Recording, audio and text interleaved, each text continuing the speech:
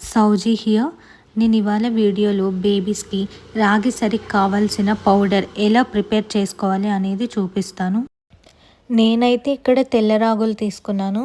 Why I choose white రాగి అనేది నేను మీకు వీడియో లాస్ట్లో చెప్తాను.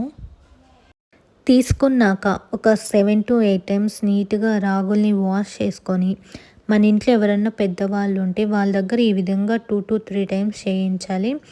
అలా చేయడం వల్ల ఏదైనా రాగుల్లో రాళ్ళు కానీ డస్ట్ కానీ ఉంటే నీట్గా క్లీన్ అయిపోతుంది.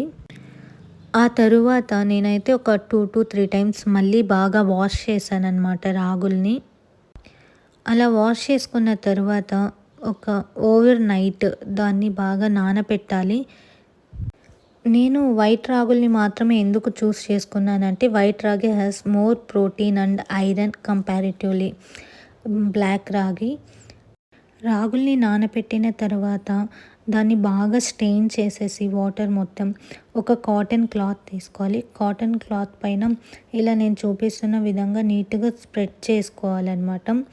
అవి బాగా తడిని మొత్తం లాగేసి అలానే ఆరాలి. ఆ తర్వాత రాగుల్ని మంచి స్మెల్ వచ్చేదాకా వేయించుకోవాలి. చల్లారాక రాగుల్ని ఇలా గ్రైండ్ చేసుకోవాలి. గ్రైండ్ చేసిన తర్వాత జల్లెడ పట్టుకోవాలి. ఎందుకంటే జల్లెడ పడితే ఇంకా కొంచెం పిండి అనేది సాఫ్ట్ అవుతుంది. పిల్లలకి డైజెస్ట్ అవ్వడానికి ఇంకొంచెం ఈజీగా ఉంటుందని నేను నా దగ్గర ఉన్న పిండిని మొత్తం ఇలా జల్లెడ పట్టేశాను. మీరే చూడండి డిఫరెన్స్, కొంచెం సాఫ్ట్ అయింది కదా. ఇలా జల్లెడ పట్టిన తర్వాత నేను ఒక బాక్స్లోకి అయితే వేసి పెట్టేశాను, స్టోర్ చేసేసుకున్నాను. వీడియో నచ్చితే లైక్ చేయడం మాత్రం మర్చిపోకండి. Thank you friends.